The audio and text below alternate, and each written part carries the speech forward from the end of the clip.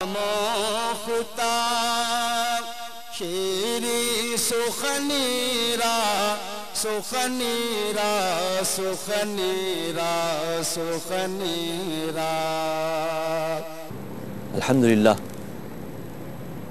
الحمدللہ الذی لم یزل عالما قدیرا حیا قیوما سمیعا بصیرا والصلاة والسلام علی رسولہ ارسلہ بالحق بشیرا ونذیرا اما بعد فاعوذ باللہ من الشیطان الرجیم بسم اللہ الرحمن الرحیم یا ایہا الذین آمنوا لا تقدموا بین یدی اللہ ورسولہ واتقوا اللہ ان اللہ سمیع علیم صدق اللہ مولانا العظیم وصدق رسولہ النبی الکریم الصلاة والسلام علیکہ یا رسول اللہ وعلی آلک و اصحابک یا حبیب اللہ۔ سامعین کرام اور ناظرین محترم،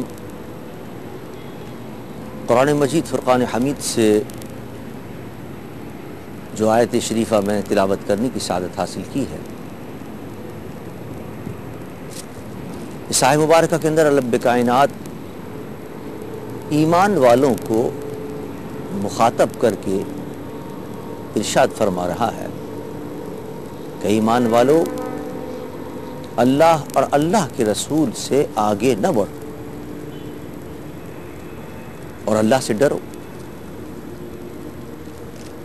اس کے کیا معنی اور یہ آیت کب نازل ہوئی اور کیا موقع تھا؟ مفسرین کرام فرما رہے ہیں کہ اس کا شان نزول یہ ہے، عید الاضحیٰ کے موقع پر بعض صحابہ کرام نے حضور سرور کائنات صلی اللہ علیہ وسلم کی قربانی کرنے سے پہلے قربانی کر دی۔ ابھی حضور نے قربانی نہیں فرمائی تھی کہ اس سے پہلے انہوں نے قربانی کر لی۔ انہوں نے کہا یہ فرض ہے، واجب ہے ہمارے اوپر، جتنا جلد فارغ ہو جائیں اچھا ہے اس فرض سے۔ بس فوراً اللہ نے حکم دیا جبریل کو، جاؤ قرآن کی آیت لے کر جاؤ اور صحابہ کو اور مومنین کو میرے محبوب کا ادب سکھاؤ۔ اور اللہ نے فرمایا یا ایھا الذین آمنوا، ایمان والو لا تقدموا بین یدی اللہ ورسولہ، اللہ کے رسول سے آگے نہ بڑھو اور اللہ سے ڈرو۔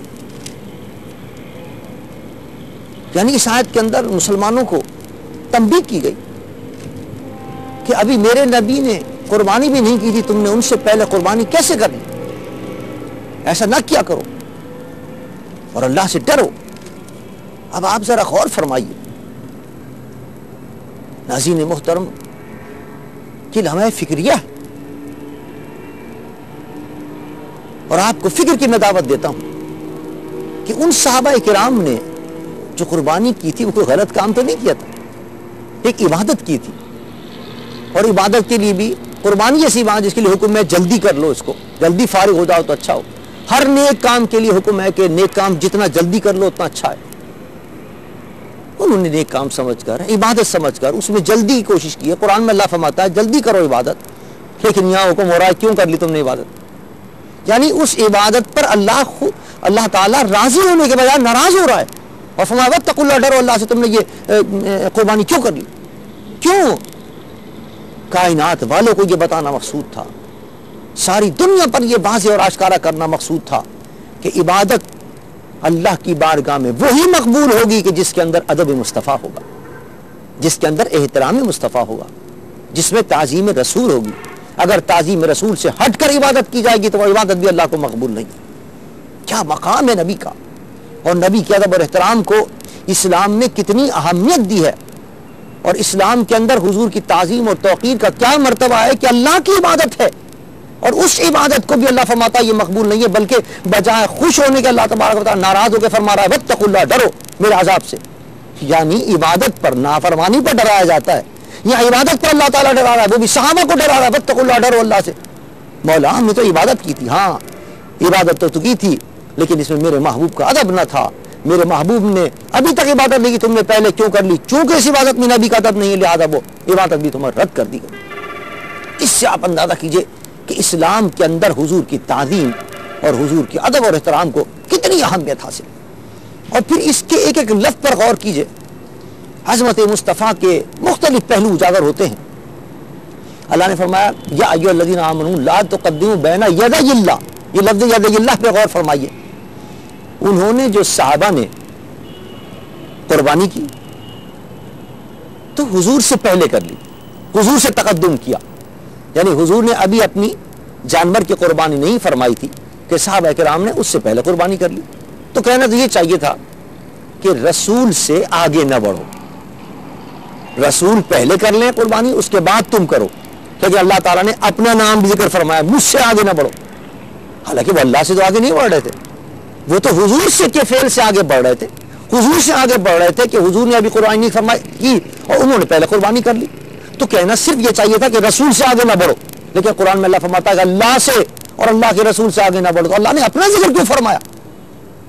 سوچنے والی بات ہے. یہاں کوئی اللہ نے تو قربانی نہیں کی تھی, کوئی اللہ کا فعل تو یہاں نہیں تھا, لیکن نہیں, اللہ نے اپنا نام ذکر کر کے فرما دیا کہ میرے محبوب سے آگے بڑھنا یہ در حقیقت مجھ سے آگے بڑھنا ہے. میرے محبوب کی بے ادبی کرنا یہ در حقیقت میری بے ادبی کرنا ہے. اس کو معمولی مت سمجھ لینا کہ نبی نے اگر قربانی نہیں کی, ہم نے پہلے کر لی تو کیا ہوا. نہیں نہیں, اللہ تعالیٰ اس کی اہمیت بیان فرما رہا ہے, اور اس اہمیت کو بیان کرنے کے لیے رب کائنات نے اپنے نام نامی اور اس میں گرامی ساتھ ذکر فرما دیا کہ میرے محبوب سے مقدم کرنا اپنے آپ کو, اور میرے محبوب کی بے ادبی کرنا وہ در حقیقت میری بے ادبی کرنا. اس کو معمولی سمجھ کے نظر انداز نہ کر دینا کہ کیا ہوا, ہم نے نبی کی بے ادبی کر لی تو کیا ہوا. اور یہی وجہ ہے کہ قرآن پاک میں دوسرے مقام پر اسی عظمت کو بیان کرنے کے لیے فرمایا ان الذین یبایعونک انما یبایعون اللہ. صحابہ کرام جب بیعت کر رہے تھے حضور سرور کائنات کے دست اقدس پر, قرآن کی آیت نازل ہوئی. فرمایا اس بیعت کی اہمیت کو سمجھو, یہ تو نبی کے ہاتھ پر بیعت نہیں کر رہے. اللہ فرماتا ید اللہ فوق ایدیہم, یہ تو میرے ہاتھ پر بیعت کر رہے. یعنی اپنے محبوب کے فعل کو اللہ اپنا فعل فرما رہا ہے, اپنے محبوب کی رضا کو اپنی رضا فرما رہا ہے, اپنے محبوب کی ناراضگی کو اپنی ناراضگی فرما رہا ہے, اور اپنے محبوب کی بے ادبی کو اپنی بے ادبی فرما کر اپنے محبوب کی عظمت کو آشکارا کر رہا ہے, اور پوری دنیا والوں کو بتا رہا ہے کہ اسلام کی روح اور جان اگر ہے اسلام کے اندر تو وہ تعظیم مصطفیٰ ہے, وہ توقیر رسول ہے, وہ نبی کریم صلی اللہ علیہ وسلم کا ادب اور احترام ہے.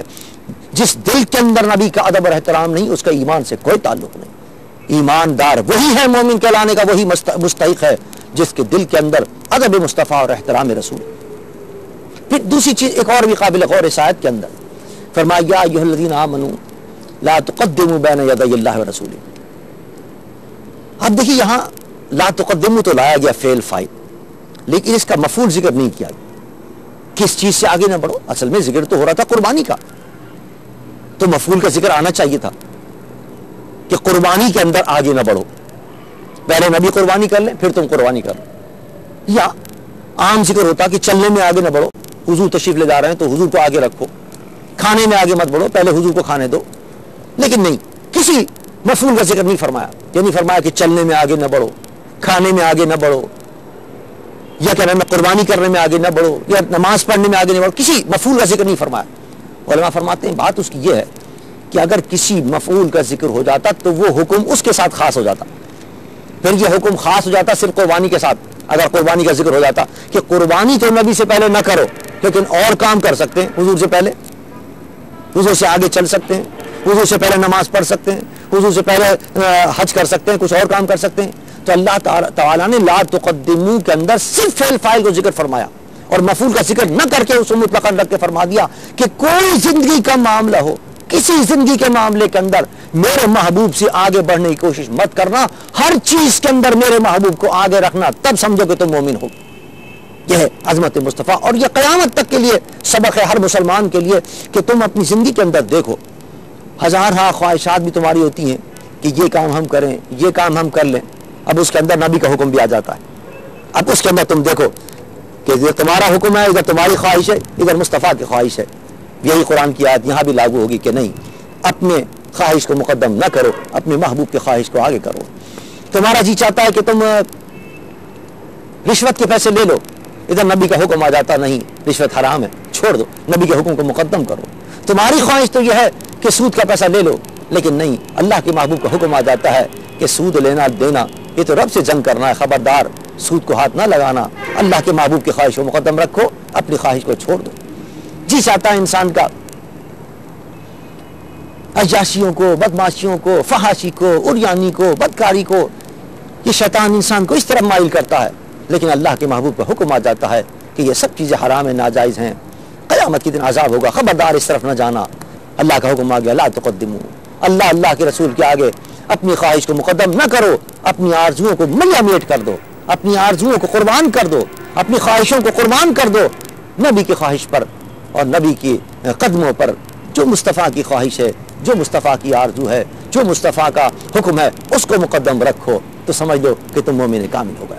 تو یہ حکم صرف اس وقت کے لیے نہیں بلکہ قیامت تک کے لیے مسلمانوں کے لیے ہے کہ ہر معاملے کے اندر، خواہ وہ زندگی کا کوئی معاملہ ہو، تجارت سے تعلق رکھتا ہو، معاشیات سے تعلق رکھتا ہو، اقتصادیات سے تعلق رکھتا ہو، حتیٰ کہ سیاست سے تعلق رکھتا ہو، انسان کی آئلی زندگی سے تعلق رکھتا ہو یا بین الاقوامی امور سے تعلق رکھتا ہو، ہر معاملے کے اندر اس آیت پر مسلمان کو عمل کرنا ہے کہ دیکھے کہ کون سی مصلحتیں ہیں اور بین الاقوامی معاملات کے اندر، ملکی معاملات کے اندر کون سے معاملات ہیں کہ جو ہمارے سامنے آ رہے ہیں کہ ہمیں اس پر عمل کرنا چاہیے۔ دنیا کا تقاضا کچھ اور ہے، اور لیکن اللہ کے محبوب اگر کسی اور چیز کا تقاضا کرتے ہیں اور اللہ کے محبوب کا کوئی حکم آ جاتا ہے تو تمام تقاضوں کو اور تمام مصلحتوں کو بالائے طاق رکھو، اللہ کے رسول کے حکم کو مقدم رکھو، انشاءاللہ دین و دنیا کی عظمتیں اور کامیابیاں تمہارے قدموں کے اندر ہوں۔ اور اگر رسول کے حکم کو مؤخر کر دیا تو یاد رکھو تم بھی دنیا کے اندر مؤخر ہو جاؤ گے، تم بھی ابتری کے اور تنزل کا شکار ہو جاؤ گے۔ وہی قوم معزز اور محترم ہوگی اور وہی اقوام عالم کی سربراہی اس کو ملے گی جو مصطفیٰ کے قدموں سے وابستہ ہوگی، جو نبی کے غلام بن جائے گی اور نبی کا غلام بن کر نبی کی اطاعت کرے گی اور نبی کو مقدم کرے گی، اللہ اس کو مقدم کرے گا۔ اللہ تعالی ہمیں اور آپ کو سب کو حضور کے نقش قدم پر چلنے کی توفیق عطا فرمائے اور حضور کی ادب اور احترام کی توفیق عطا فرمائے۔ وما علینا الا البلاغ المبین۔